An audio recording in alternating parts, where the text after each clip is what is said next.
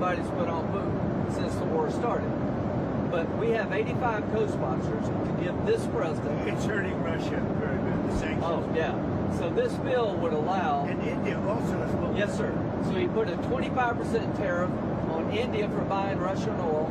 I was at the Indian ambassador's house about a month ago, and all he wanted to talk about is how they're buying less Russian oil.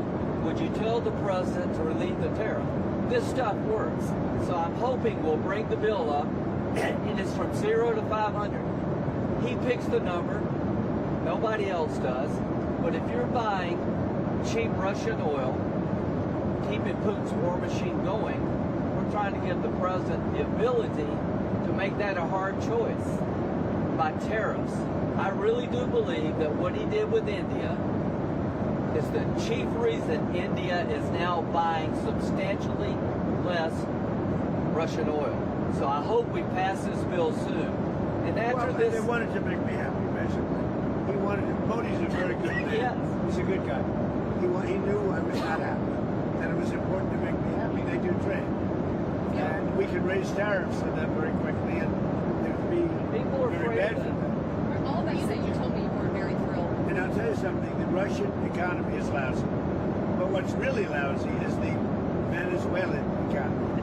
The Venezuelan economy is, I think, the worst economy I've ever seen. If you look at inflation, things are doubling every day. It's a disaster. We got to fix the country fast. President Trump, are there going to be any more? You said the oil companies are going to go in there. Are there any other companies that you've talked to about dealing with Venezuela? Maybe Mr. London could talk about that. Are there any other corporations, entities outside of oil? Outside of the oil business. Well, the oil business, yes, but outside, yes. How would you? You have steel, you have minerals, right? All the critical minerals. They have a great mining history that's gone rusty. So steel, aluminum, but minerals, I mean, this is all, it's a rich. It was once upon a time one of the great economies and cultures of the world, and it was destroyed, and now President Trump is going to fix it and bring it back. So that's more than Venezuela. But it's not easy. It's really gone bad. Any rare earth? But it's got potential. What? Maybe any rare earth minerals? They have rare earth, but everybody has rare earth. Rare earth is not rare. What's rare is the processing. We're doing processing plants. There's no such thing as rare earth. The rare earth is everywhere. What isn't everywhere is the processing of rare earth, and we have a lot of places going up right now. One thing that I specifically react to is the Minnesota fraud that we've seen play out. Well, it just doesn't get worse. I've reacted. It's almost not even believable.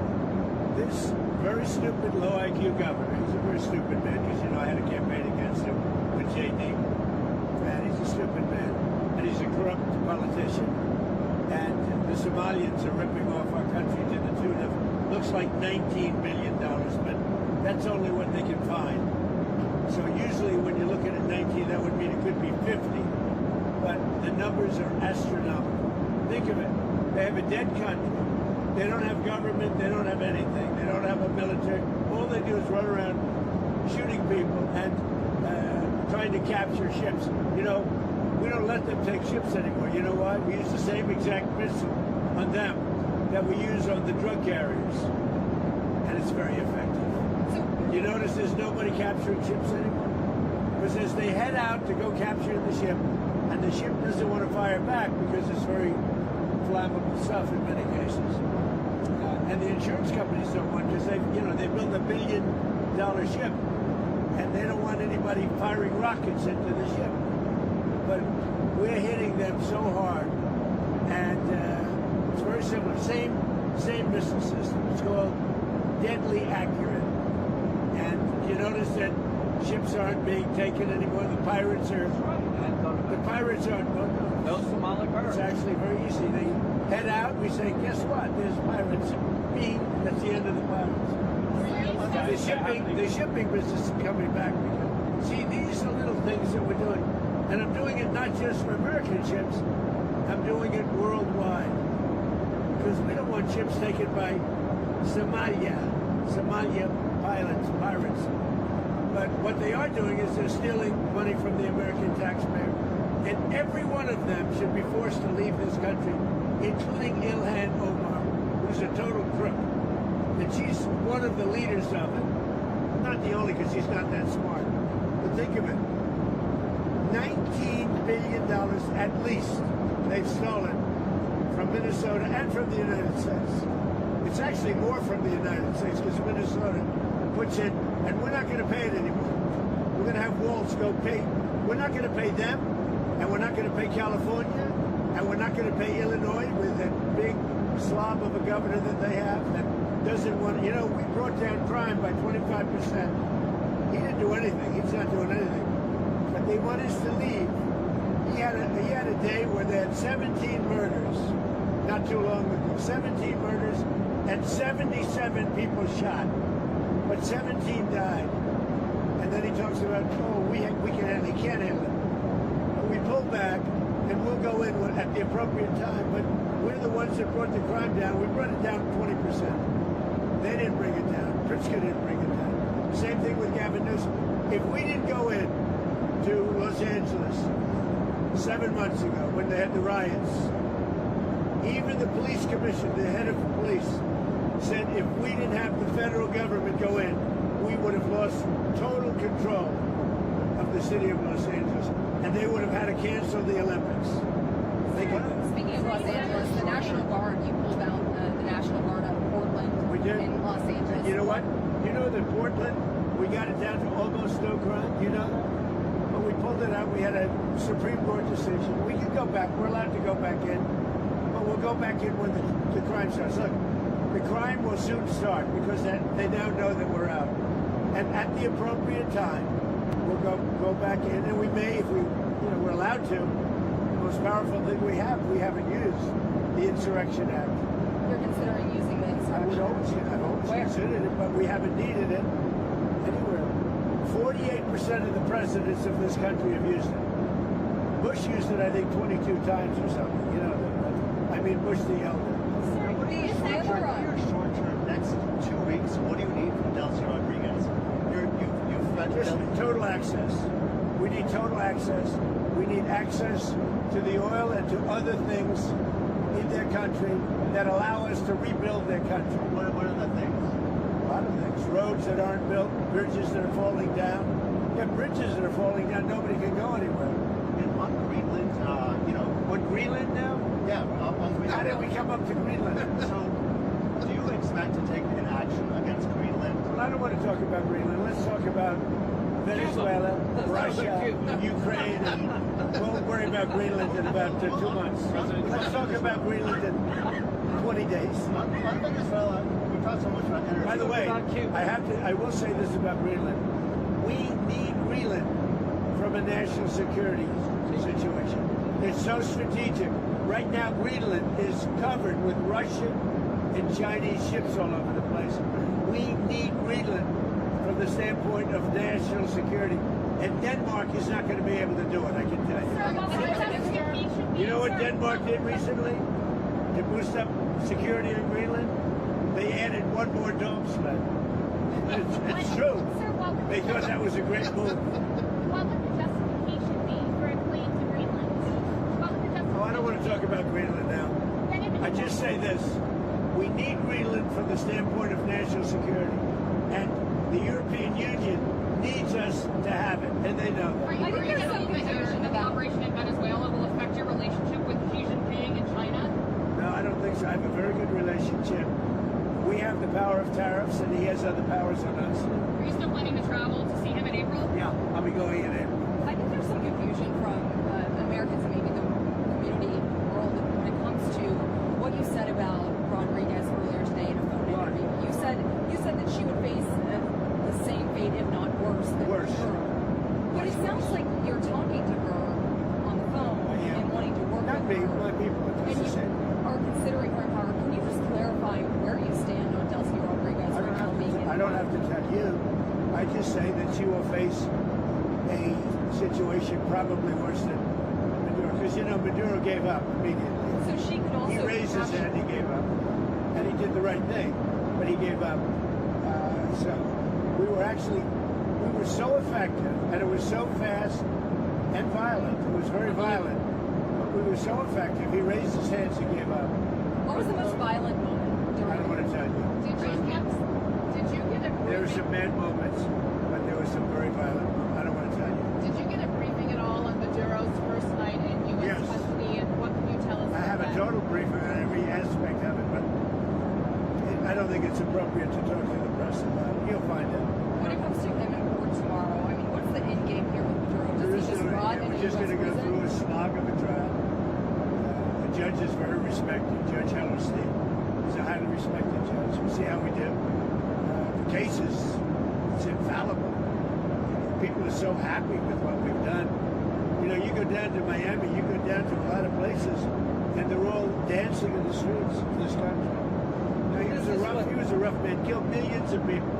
He killed millions and millions of people. After he stands Can trial, I just say something? We got this is a good thing, not a bad thing. President Biden put a $25 million bounty on the guy's head. Why? Because he was a horrible criminal, murderer, poisoning our people. Every administration has been saying he's a threat to our country. He's a bad guy. This is the first guy that's actually done something about it. Here's the story for me. He could be in Turkey today, but he's in New York. So if you tell people in Cuba, you need to stop being a communist dictatorship threatening America, you should go somewhere else. You better take the offer. Maduro has nobody to blame but himself. He gave him a way out.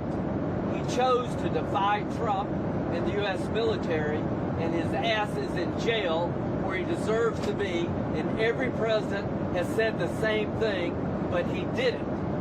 You know, one of the things that is happening, I think you see it all the time. Howard, you've seen it. And Cuba is ready to fall. You know? Yes. Cuba looks like it's ready to fall. I don't know if they're going to hold out. Is there a final But straw? Cuba now has no income. They got all of their income from Venezuela, from the Venezuelan oil. They're not getting any of it. Is there a final And straw? Cuba literally is ready to fall. And you have a lot of great Cuban Americans that are going to be very happy about this.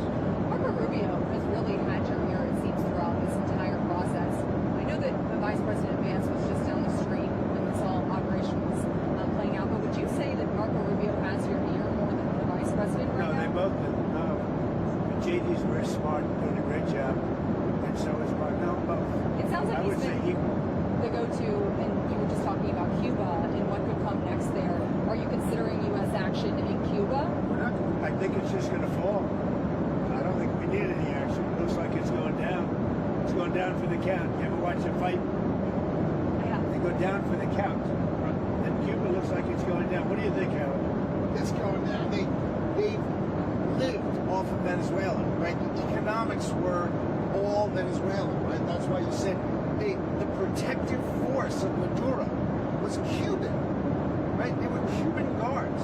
So they were just paying Cuba when that money stopped. Don't hire him in the future. Yeah, they weren't very good. People from our country who were forced to come over, they didn't want to.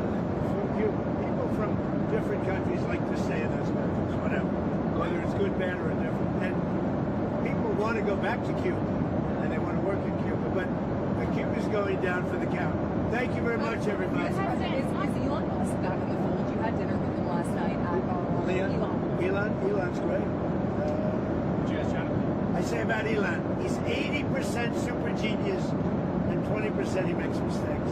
But he's a good guy. He's a well-meaning person. Can I ask you about one more thing that I've been wanting to ask you the last couple of days? You said that you were very... He's got a lot of questions.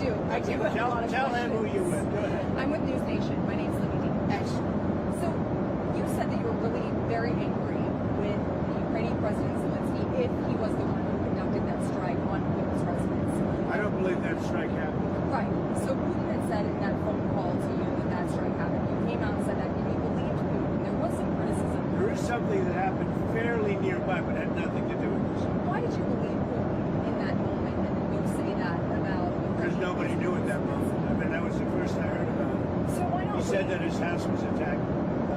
We don't believe that happened, as now that we've been able to. But that was the first we ever heard about it. We just hope that Russia and Ukraine get it settled. You know, it's costing us nothing. In fact, we make money because unlike Biden, Biden gave $350 billion, gave away. Now, I got a lot of it back because we did a rare earth deal going into rare earth. And we're going to get a lot of the money back, maybe all of the money, maybe more than all of the money. But we get paid now. Whenever we send anything, they pay. So this isn't an economic thing for us. This is a soul. This is a situation where on average 25,000 souls, 25,000 soldiers mostly, and some people from Kiev and different cities, but a very small number by comparison. 25,000 to 30,000 soldiers are being killed every single month. And they're not from America, they're from Russia, and they're from Ukraine. And if I can get it stopped, I'd like to get it stopped. And I think we will. Thank you very much, everybody. You've talked about returning some control to American companies. Did that play at all into your decision to capture Maduro? No. What really played is the fact that he sent millions of people into our country from prisons and from mental institutions and drug dealers, and every drug addict in that country, in his country, was sent into our country. Think of that. Every single drug addict from Maduro's country, which isn't really his country, and it's certainly not his country anymore, every drug addict and every drug dealer has been sent into our country. Now, we're getting them back, but it's a very laborious job to get them back. Very hard job. And, of course, we're not getting a lot of good backup from certain judges, from certain radical left. But we're doing well on appeals because the people doing the appeals, it seems that the judges are much more sane. What these super radical left judges are doing to our country, it's incredible. But if you take a look, Maduro sent